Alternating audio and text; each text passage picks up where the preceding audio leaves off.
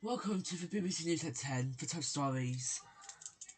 A red extreme weather warning alert has come into effect across parts of England, Northern England, Bournemouth, parts of the UK, parts of Wales and Northern Ireland also. It's affecting European countries in Europe like Paris, Italy and Spain. Also on the programme, an inquiry into deaths of babies and mothers at a university hospital in Nottingham will have another update on that inquiry, what it means for babies in the future. Also on the programme, the train that crashed on Friday night, killing 100 people injured. Past the red light. People believe that's how things unfolded on Friday night. Also on the programme,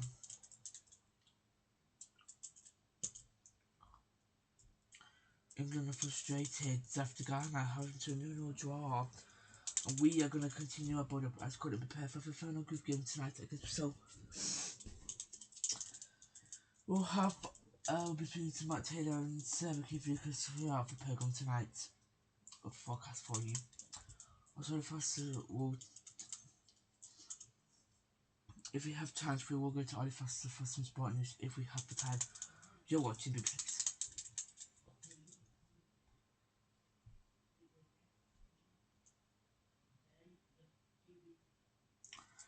Welcome to the BBC News at 10. I'm King W, the main headline. A red extreme heat alert has come into effect for parts of north and southern parts of England, Bournemouth, Brighton are also in that red alert. It is danger to life as thousands of schools up and down the country have closed or are sending pupils home early. Disruption to travel is also issues. We've got a special report from our weather presenter Matt Taylor has his 2-minute report.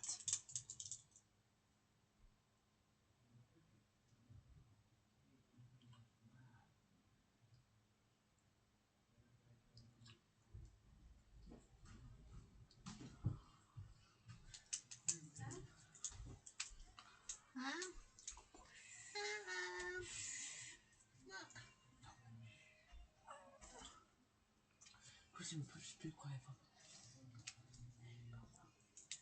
Bet. Bet. good girl. Bet. No, Bet. Rudolph, good girl. Bet. Rudolph, no. Is he trying to get to the camera? Bet. Bet.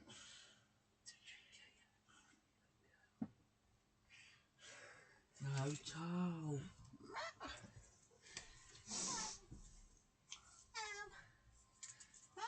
Stop, child. Can you just go? Go.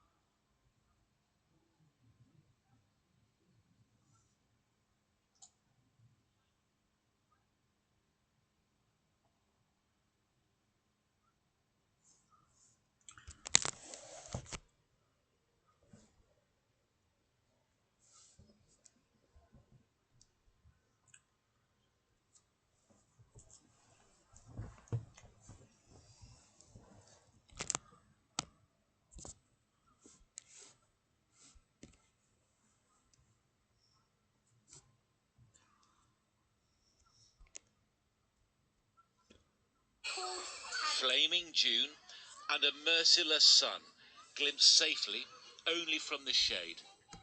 The best place for lessons on a day that broke a record set when these children's grandparents were in class. I feel more calm than being inside the classroom because it's much more hotter and a bit uneasy to learn in there. It makes me feel very fresh and very calm out here.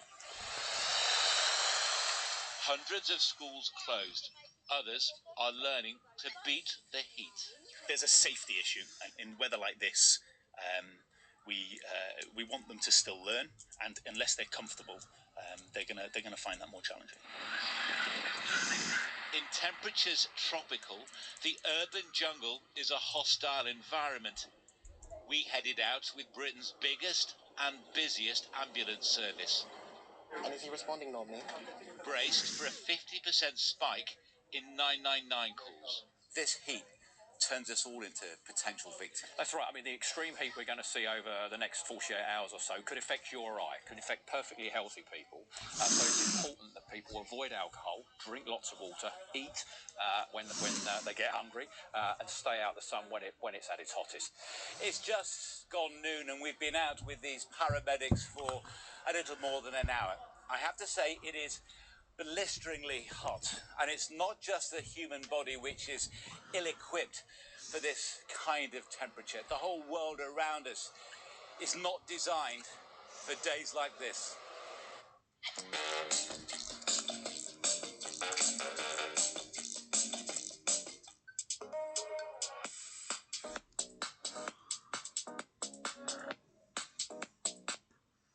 For days like this.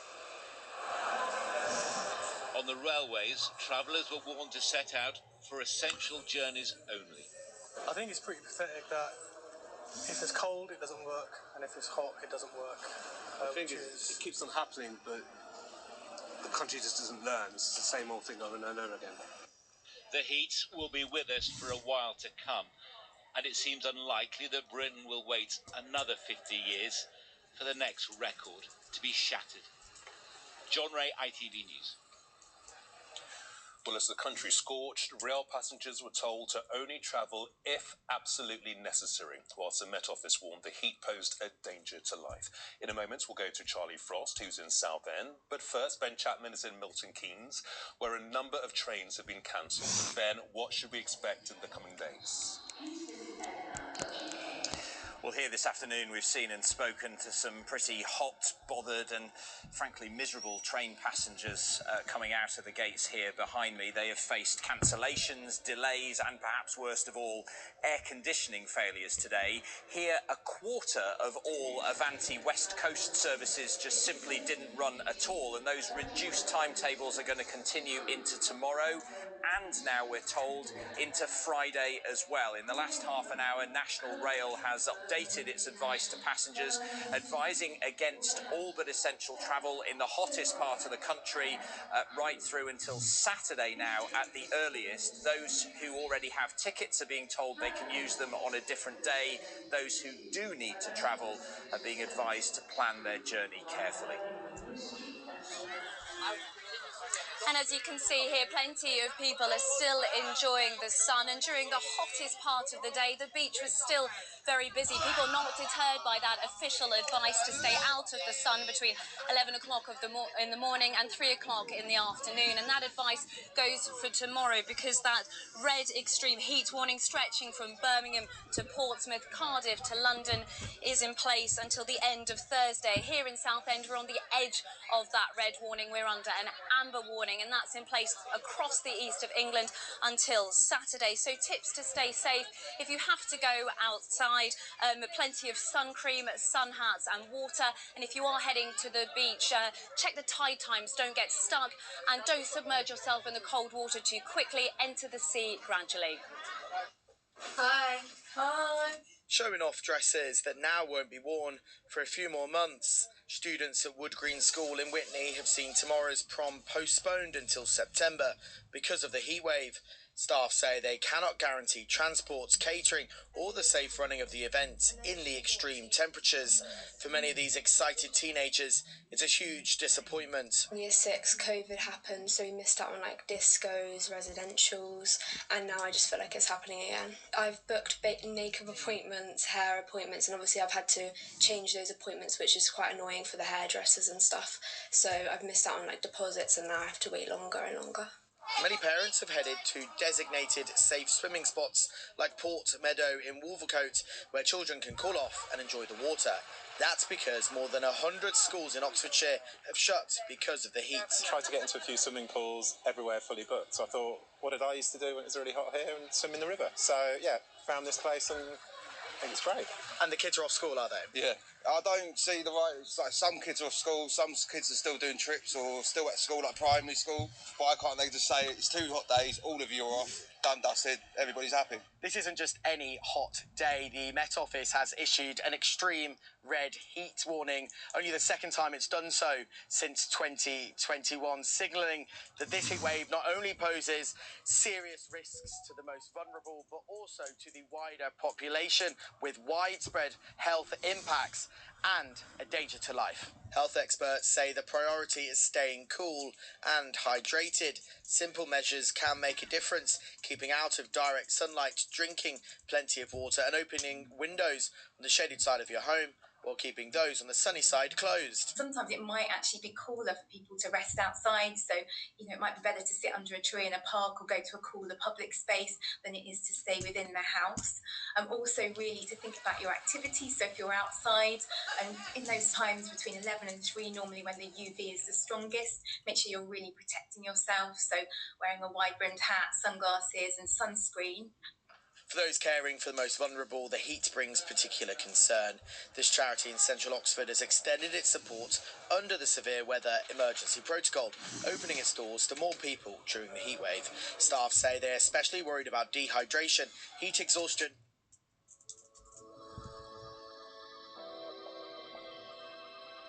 Staff say they're especially worried about dehydration, heat exhaustion and severe sunburn. Let's say a queue of 50 people, we wouldn't turn any one of those people away.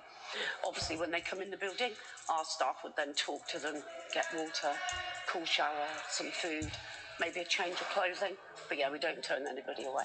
Network Rail is advising passengers to travel only if necessary, with rail operators across the region running reduced services to prevent tracks from buckling in the heat. On the roads, motorists are also being warned of an increased risk of tyre blowouts and overheated engines. We are advising drivers here at the RAC to make sure they have an emergency pack with them, obviously plenty of water, sunscreen, things like that, but also umbrellas, other sorts of things you can use to keep the fierce sun from you while you wait for assistance. Let's have a peek at this one. It's not only people feeling the effects. Vets say dogs are especially vulnerable in extreme temperatures. Owners are being urged to watch for signs of heat stroke, including excessive panting, red or pale gums, and a lack of coordination. To take your dog into a cool place, get some cold water onto it, get fans on it and call your vet as soon as possible. And the advice these days is offer it small amounts of cold water to drink, little and often, but get the cold water on the dog. Don't cover them in wet towels, that traps the heat in. The cold water, as it evaporates, helps to cool the body temperature down. As the Thames Valley endures another day of exceptional heat, with temperatures as high as 35 degrees, the message remains clear. Take care, stay cool and look out for those most at risk. Clive Fitzpatrick, ITV News. Well, this is the second time a red heat alert has been issued in the UK, with the first declared back in 2022.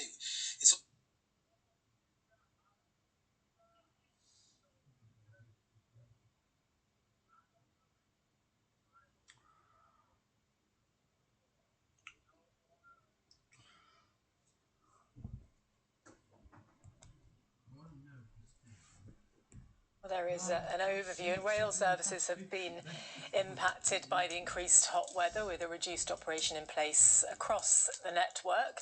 Our reporter Gwen-Anne Campbell is at Cardiff Central for us this evening. Gwen-Anne, what is the latest with you?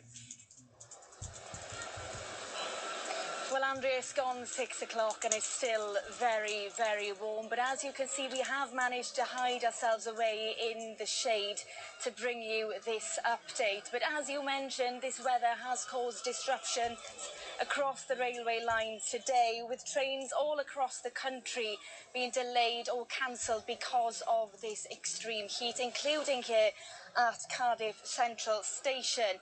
Now, our trains aren't designed to cope with this kind of weather, and high temperatures can cause all sorts of problems to the tracks and the overhead wires. And because of that, networks are having to operate at a reduced capacity.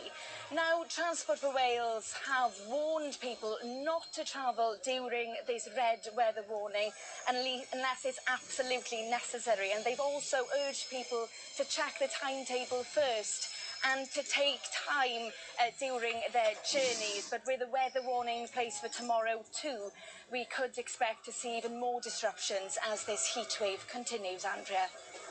Gwen-Anne Campbell outside Cardiff Central Station there for us this evening. Thank you.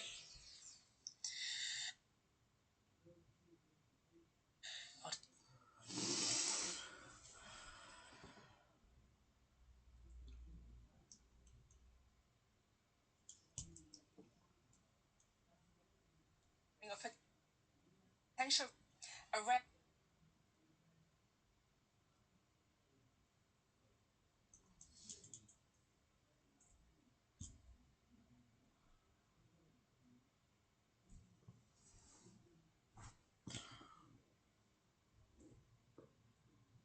A rare red warning for extreme heat across parts of England and Wales is taking effect right now. It's only the second time the Met Office has issued such a severe warning, and it means there's a warning of potential risk to life, even for healthy people. Temperatures could exceed highs of 30 degrees Celsius in places, with 37 or even 38 degrees possible. And the spell of exceptionally hot and humid weather is forecast to continue for the next 2 days.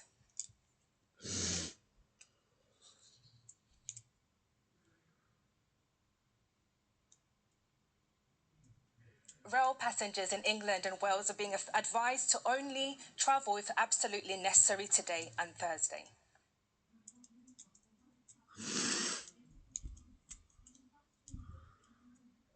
Well, with me is BBC weather presenter Chris Fawkes. And Chris, I just got hot there. Just really explaining just how difficult things are today. So just tell us, what does the forecast look like today? Well, it's not normal. This is an unprecedented heat wave for June. We're looking at temperatures smashing the previous record. Now, we take a look at our graphic. The previous record or current record as we speak right now, is 35.6 degrees Celsius. But this afternoon, as you were saying a moment ago, I think we'll get to about 37, outside chance for 38. 37, by the way, would be the 7th highest temperature ever recorded in the UK. None of the top 10 temperatures recorded in the UK have ever been recorded in June, so that's pretty exceptional as well.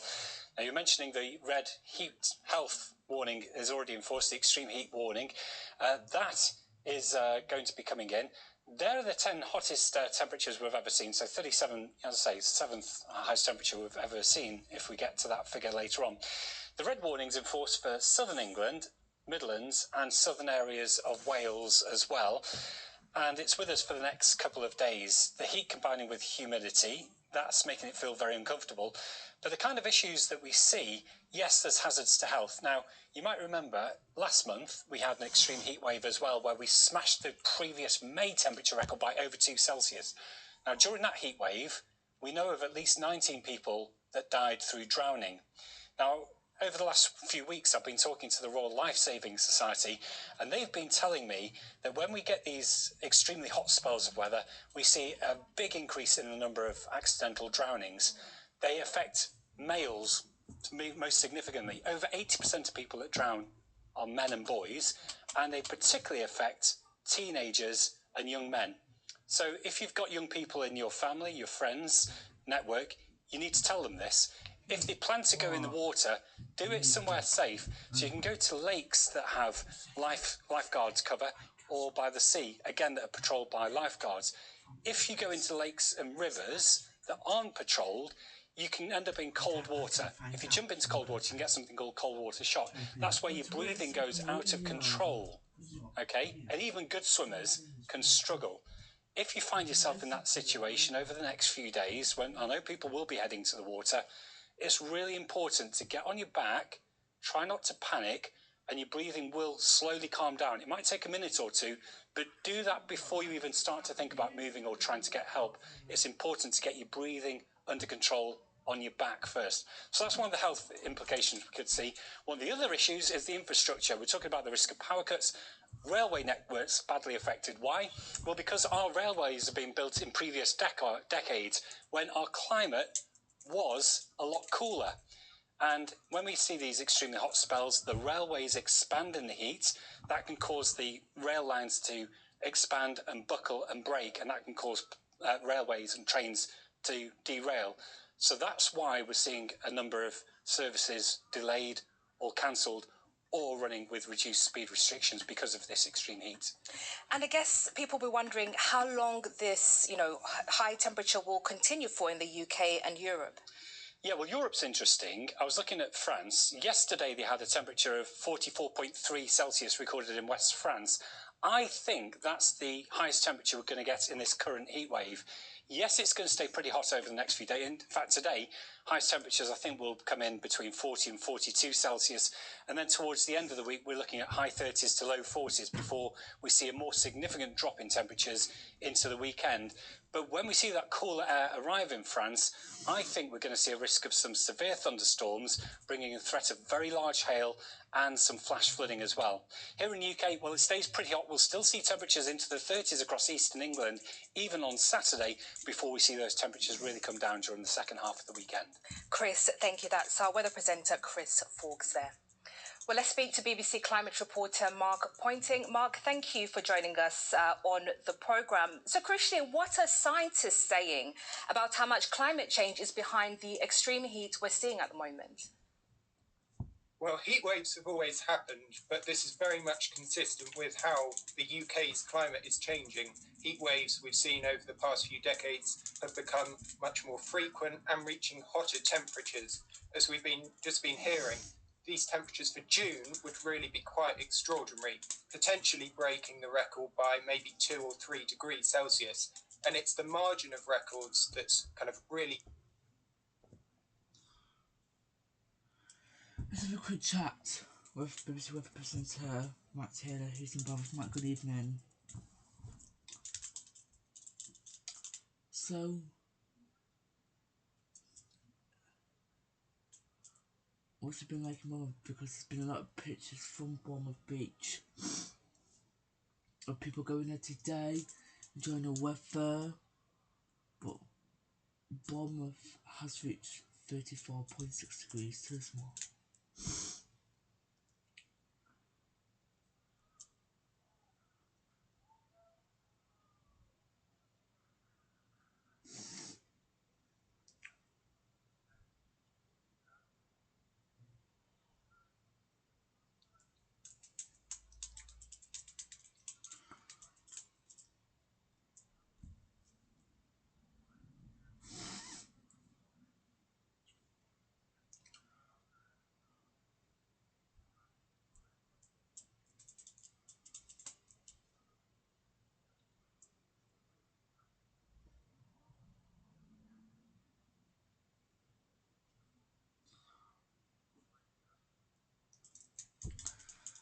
Okay, a lot of people are saying the reason we got off this heat is because of climate change.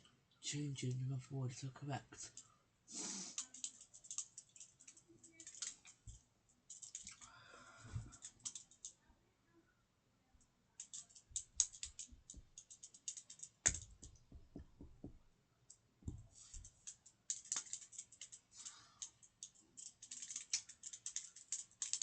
Alright, Matt Taylor first. Matt, thank you.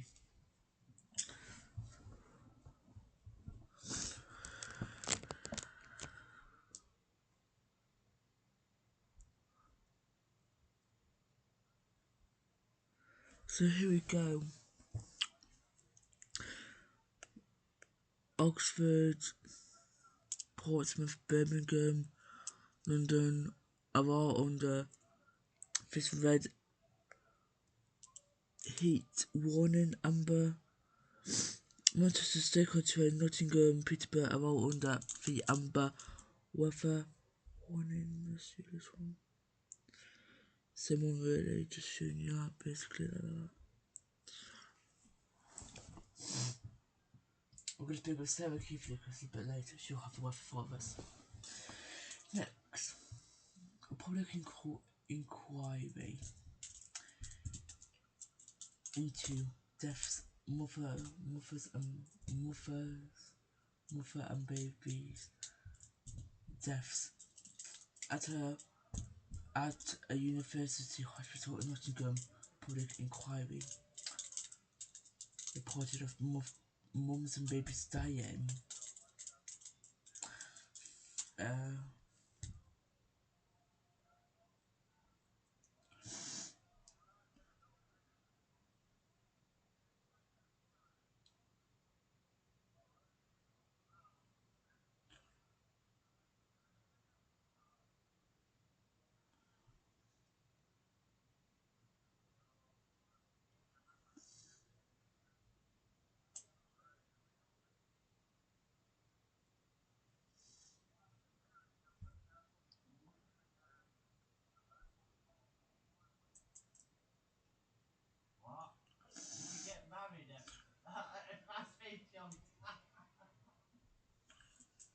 We didn't understand how we had a perfectly healthy baby girl that had died.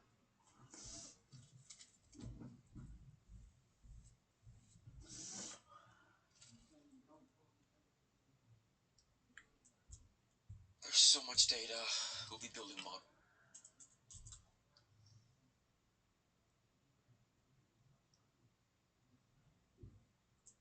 We were expecting our first.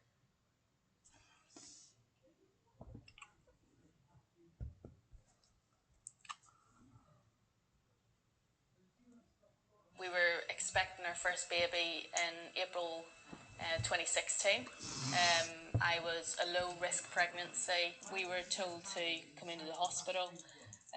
I remember getting out of the car and I was struggling to walk. You know, I'd been in labour for 6 days. I was absolutely exhausted. And then the doctor said, "I'm sorry, your baby's dead." And then he walked out of the room and left me. I had Teddy in November 2020. He was born at City Hospital, and we were kept in for a while, discharged the following day to go home, where later that day Teddy became unwell and collapsed, and we had to call an ambulance and be taken into QMC where he died. Both families fell by a trust, now at the centre of the largest maternity investigation in the history of the NHS. Sky News first met Sarah and Jack in 2018, just 20 months after their daughter Harriet had died. We should be grieving for our dead daughter and we haven't been able to have her funeral yet. I think it was absolutely brutal. You know, when your baby dies, you go home with an empty car seat, but my body had still given birth, so I was still postnatal, and you know, I was having phantom kicks and my hair was falling out, and then just the relentless battle with the hospital. There aren't really words to describe that moment in our lives. We have a dead daughter and her death was avoidable. And the hospital knew that they had avoidable baby deaths. But it would be down to parents to prove it. Both were clinicians at the trust, so knew how to raise the alarm, but say the noise they made was largely ignored by the board and regulators. It was heard, however, by other families with similar experiences. In 2022, Sky News met Kim. I always felt that something was wrong. You know, healthy babies don't just die. Getting the actual answers was an absolute mission. It should have never been this way. I started campaigning almost straight away after Teddy died. That's when I started connecting with people. These families will soon learn the true scale of the failings at the Trust as Donna Ockenden prepares to publish her report, which includes more than 2,500 cases that are being examined. Each one is more than just a number. Each one is a baby who never went home, or a child now left without a parent. Families whose lives have been changed forever. I've spoken to hundreds of families during this. There are recurring themes of not being listened to, poor consent practices, issues in relation to discrimination, to poor care, to inadequate staffing to provide safe levels of care. It goes on and on. I think people will be shocked to see the extent of what families have had to endure. Sky News analysis of NHS figures from 2025 show Nottingham has one of the highest rates of serious birth injuries affecting mothers. It ranks second highest in England for severe perineal tears during childbirth, with 4.7% of births affected, compared to 3.2% across England as a whole. The area also ranks sixth highest for severe postpartum hemorrhages. I'm still being contacted by families who suspect that their care has been substandard over the last 12 months, and therefore there is definitely work to do. This is not the end. This is just the family's voices being recognised. The report will likely confirm what many of the families already know, but will aim to answer their crucial questions. But will it lead to change? And what does that even look like? I think two things, and I think that would be, the first one would be safe maternity care, not safer, safe. And secondly, some form of accountability.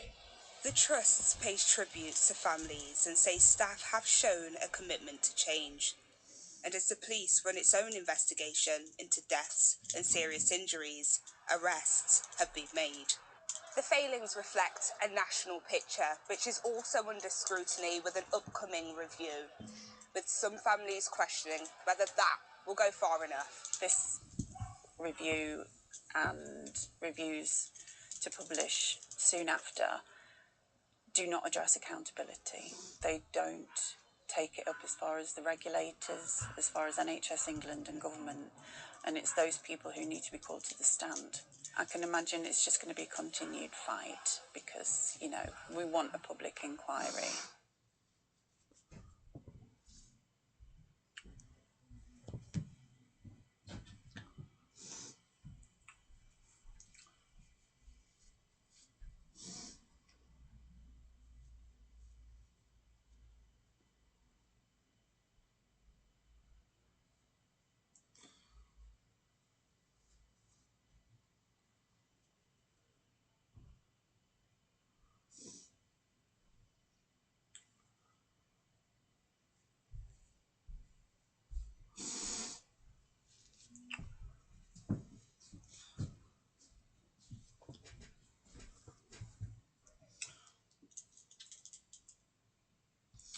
Next train driver.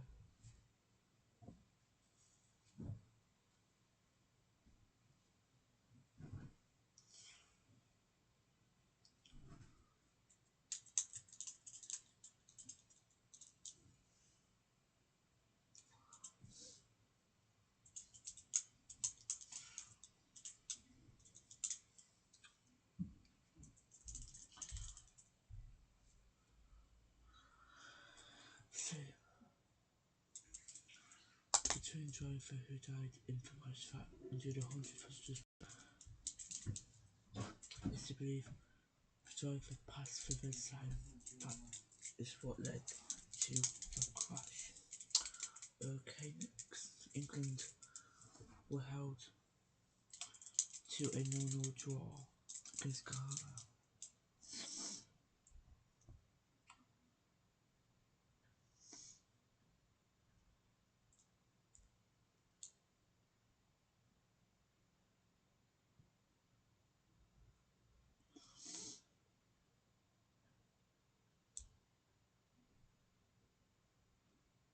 This is the Google AI Professional Certificate. Learn by doing with 3 months of Google AI Pro on us.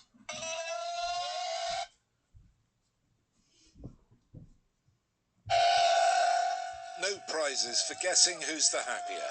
Ghana's tactics set England a puzzle they simply couldn't solve. Three Lions fans left the stadium somewhat subdued. Not all, but the majority are holding out hope. England can still go far at this World Cup. They just came, sat back, defended for their lives, and fair play. They got a point. That's what they came for. Disappointed we didn't see a goal, but Yeah. it is what it is. Do you still think England can go a long way in this tournament? A bit further, yeah. Unfortunate, disappointing, but that's okay. We're early on. You want to hit form later in the tournament. That's okay. We're good. That was the worst England performance I've ever seen. It was terrible. They didn't do anything. It was that bad. It was awful. They're not going to win the World Cup. Terribly disappointed. Before the game, speculation grew about whether England's players would shake Thomas Partey's hand. The former Arsenal midfielder is charged with 7 counts of rape in the UK. He's pleaded not guilty to all of them. It appears the only one to ignore him was Jed Spence. England were dominant throughout, but lacked the bravery they'd shown in their opener against Croatia. Their first shot on target came in the 67th minute. Kane, he'll have a whack. As Ghana tired, first Nico O'Reilly and then Harry Kane had the chance to settle the game. Against the USA. The youngest ever to earn 50 caps had an eventful evening. Jude Bellingham got heated at half-time, was hooked before the end. And Thomas Tuchel rolls the dice again. But still one player of the match. Increasingly frustrating times for the thousands willing England on. But every fan knows expect too much. For example, 2 consecutive memorable performances, and you'll be disappointed. It's just life, to be honest. When things are going well, everyone's super high. When things aren't going well, everyone's super low. No, it's important just to stay even keel, and just remain calm and understand that it's a long journey. So they didn't get to celebrate a win, but England are still on course to top their group, and the squad is hoping the travelling thousands stick with them. Yeah, we always try to entertain our fans. It was difficult today. I hope they don't lose belief. It's a long way to go. Credit to our opponent, and like I said, I just feel like that I was right, that we play in a very difficult group. What will disappoint Thomas Tuchel most of all is, despite England's overwhelming dominance, they only had 3 shots on target throughout the whole game. Yes, Ghana sat back and did nothing but defend. But if England have aspirations of winning this World Cup, then they're going to have to work out how to break down teams who play this way. So what is he thinking exactly? Well, that was just one of those nights. Or was it a mistake not to bring over some of the game changers who were left at home? Steve Scott, ITV News, Boston. Next, Scotland are preparing for their game. This will be Scotland's last group game, and they only need to get 1 point to guarantee their progress.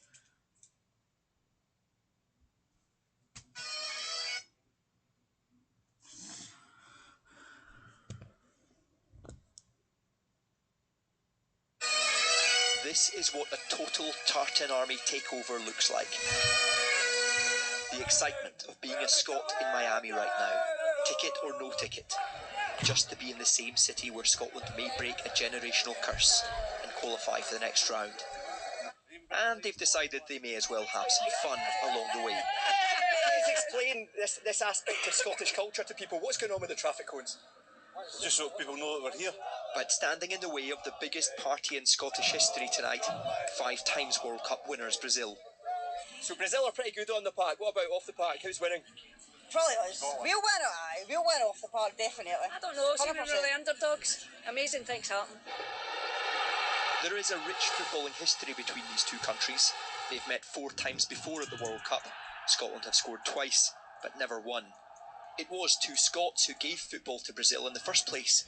Charles Miller and Thomas Donohoe introduced the beautiful game to the country that went on to produce Pelé, Ronaldo and Cafu. In honour of those historical ties, the fans organised a friendly on Miami Beach. One of the Scots went to a bar and didn't come back, so an unfit trialist was called upon. Neither the numbers nor the skills were evenly matched here. The Brazilians appeared unthreatened, toying with the Scottish defence. So we've tested it, and it's the heat that's definitely in favour of the Brazilians. Maybe there's something to be said for those hydration breaks after all. Still, it ended in a respectable 0-0 draw, and a repeat of this result tonight would put Scotland through. So we gave you football, can you give us 1 point? Friendship. Worth a try. The Tartan Army's charm offensive only goes so far, but now it's over to the players. A defensive performance like this would make Steve Clarke proud. Peter Smith, ITV News, Miami. The Scots know what's at stake here tonight. They know that no Scottish team has ever qualified from the group stage at a World Cup, and a draw tonight here would make history, because they know well Scottish footballing history. They know that the first Scottish teams to get to a World Cup in 1954 and 58 were put out without winning a single game. Scotland went through the 1960s without even qualifying for the tournament and had to watch as 1966 happened. They returned to the tournament in 1974, didn't lose a game and still managed to go out cruelly on goal difference. In 1978, the Scots were on the march with Ali's army to Argentina until they were sent back home again pretty quickly, once again failing at the first hurdle and going out in the group stages. In Spain in 1982, they gave Brazil a fright. That famous David Neri goal, the best toe poke you'll ever see, put Scotland ahead against the mighty Brazil, but it only served to make them angry, and they ended up beating Scotland 4-1, and that cost Scotland dearly because they were knocked out of the tournament again on goal difference. In 1986, in Italia 90, Scotland just weren't good enough. They were put out with not enough points, and eventually, when they went into France in 1998, the Scots were used to qualifying for World Cups almost routinely by that stage.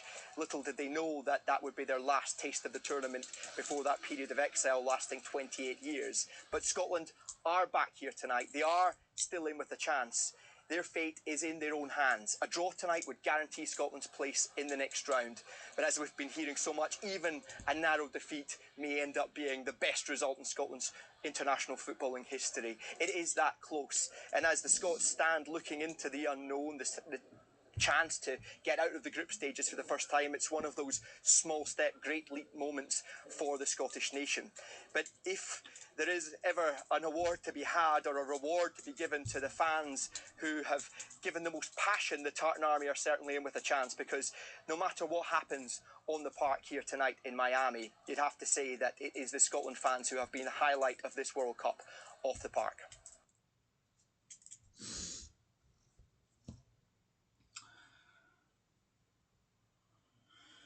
Right, let's get back to our main top story. A red extreme weather warning has been put in place for parts of the UK, Wales, Northern Ireland, and this warning also affects Italy, Spain, and Paris.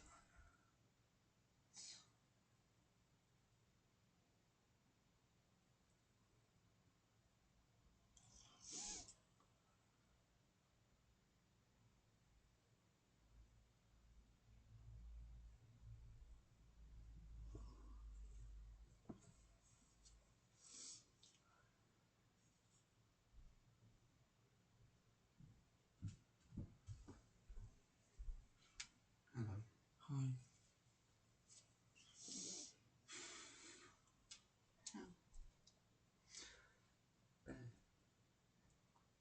You don't want to hear about my castle now. What? I don't know what's wrong with you. White Castle. Coming to the UK, yay! Coming to the UK.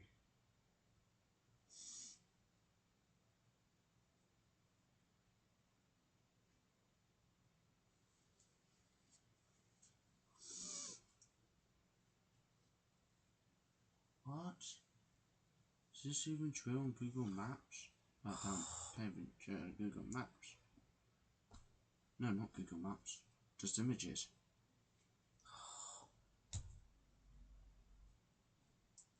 What else is true? They're in plants. This is not real, is it? But, so it's true then. Oh God, I'm shocked.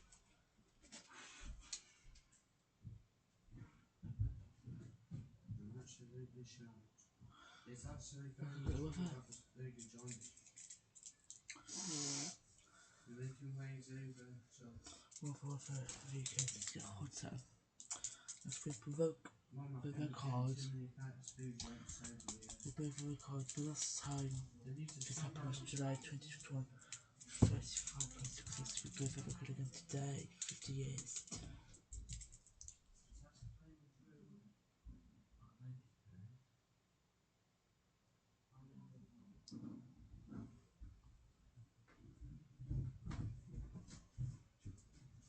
A lot of it.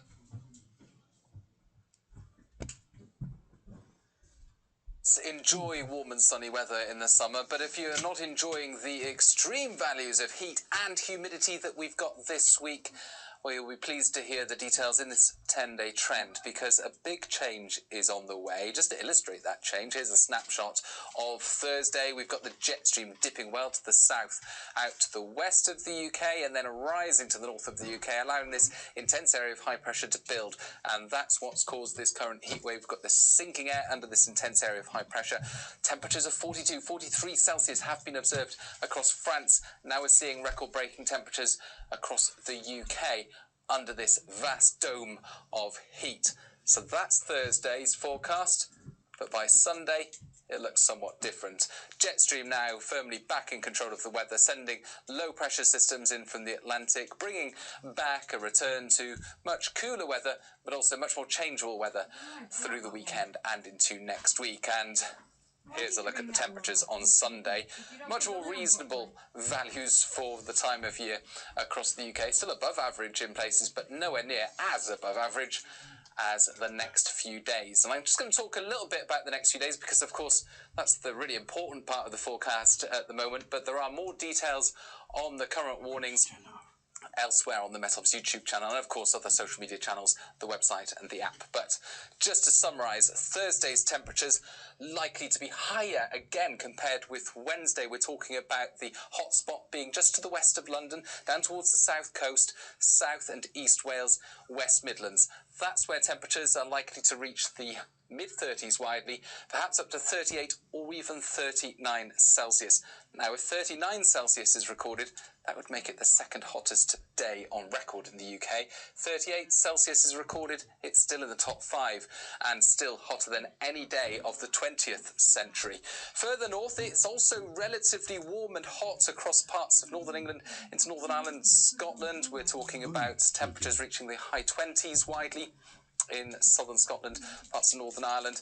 It's freshest for the north of Scotland, where there will be some wetter weather at times through Thursday, but elsewhere across the UK, that strong sunshine allowing temperatures to rise quickly through the day.